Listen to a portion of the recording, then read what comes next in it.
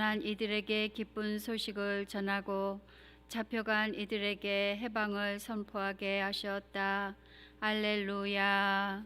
주님께서 여러분과 함께 또한 사제의 영과 함께 루카가 전한 거룩한 복음입니다. 주님 영광 받으소서. 우리 가운데에서 이루어진 일들에 관한 이야기를 엮는 작업에 많은 이가 손을 대었습니다. 처음부터 목격자로서 말씀의 종이 된 이들이 우리에게 전해준 것을 그대로 엮은 것입니다.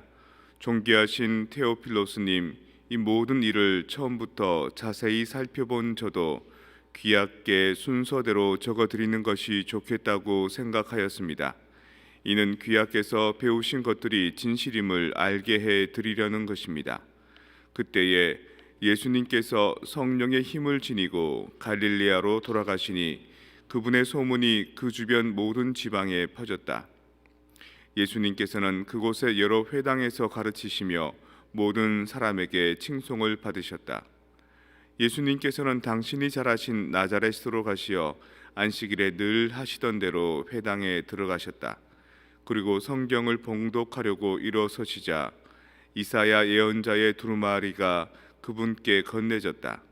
그분께서는 두루마리를 펴시고 이러한 말씀이 기록된 부분을 찾으셨다. 주님께서 나에게 기름을 부어주시니 주님의 영이 내 위에 내리셨다. 주님께서 나를 보내시어 가난한 이들에게 기쁨 소식을 전하고 잡혀간 이들에게 해방을 선포하며 눈먼 이들을 다시 보게 하고 억압받는 이들을 해방시켜 내보내며 주님의 은혜로운 해를 선포하게 하셨다.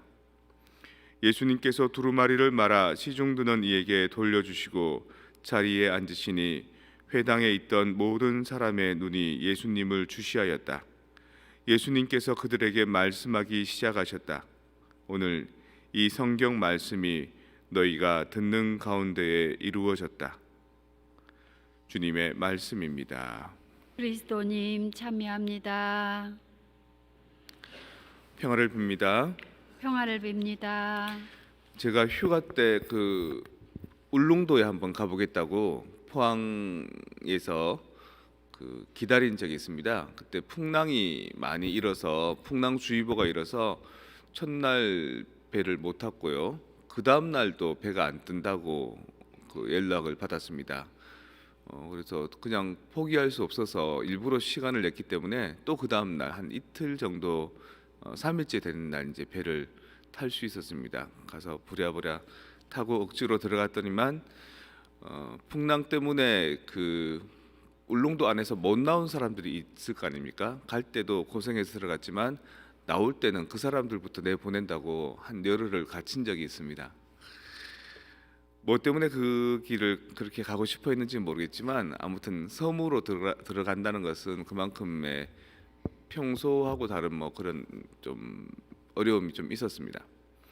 어떤 젊은이가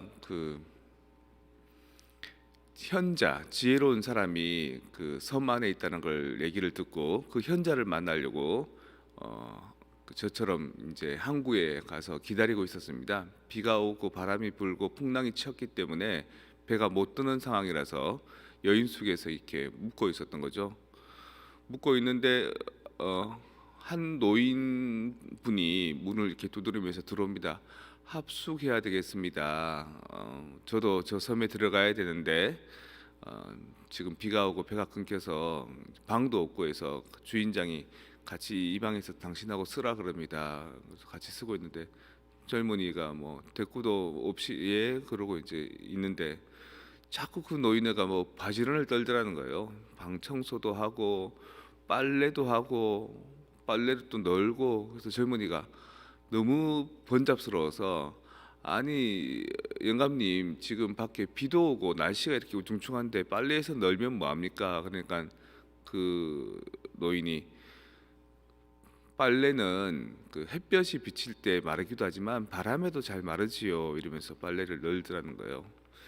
그래서 한 2, 3일 정도 이제 비가 오고 날씨가 우중충했는데 이제 해가 떠서 이제 배 타고 섬으로 들어가려고 그러니까 젊은이는 그 사이에 제대로 씻지도 않고 빨래도 안 하고 그러니까 깨재재하니 뭐 그런 이제 몰골로 이제 나서고, 영감님은 그 사이에 이제 청소도 깨끗이 하고 자기 몸 관리도 잘하고 빨래도 잘해서 이제 아주 깨끗한 모습으로 가는 거죠. 그래서 배로 이제 여인 속에서 배로 가는 길에 그 노인네가 묻습니다. 저 섬에는 뭐 때문에 갑니까? 그러니까 저기 가면 뭔가 지혜로운 현자가 사신다 그래서 내가 참 인생을 어떻게 살아야 되는지 좀 묻고 싶어서 간다. 그러니까 그 노인이 하는 말이, 내가 그 사람이야.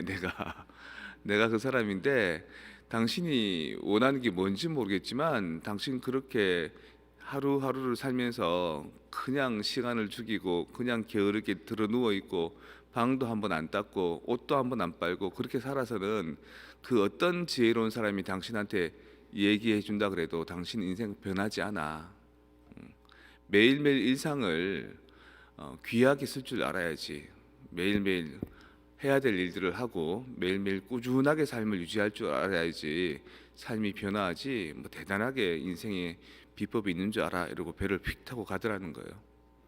그리고 젊은이는 같이 배를 타고 그 도사 만나러 가려 그러다가 그 도사가 그런 말하고 가니까 못 간 거죠.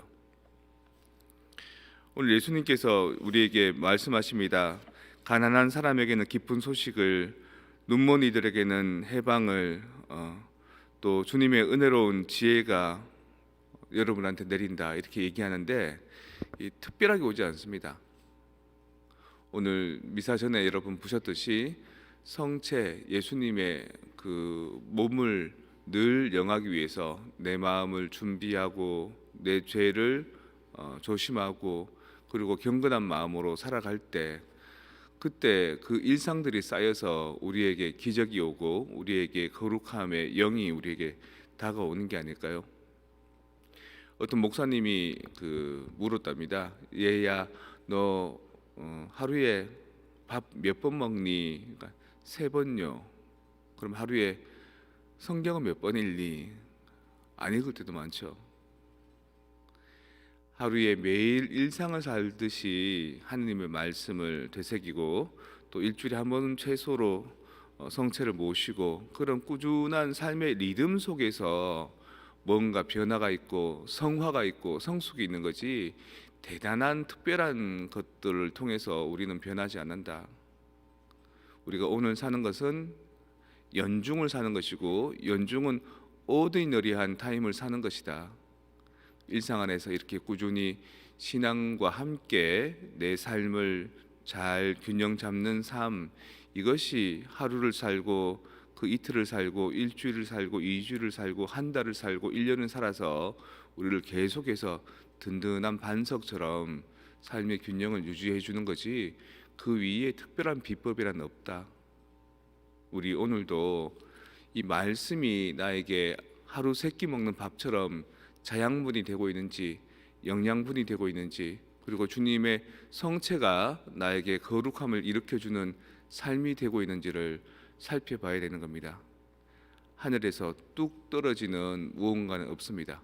오히려 일상의 삶 안에서 비가 내려서 우중충해도 빨래를 하고 뭔가 지루하고 뭔가 할 일이 없어도 그럴수록 방 청소를 하고 내가 해야 될 일들을 자그마하게 이렇게 우울하지 않게 계속 살아가는 것, 그게 구원의 비법이란 것들 오늘 명심하고 가셨으면 좋겠습니다.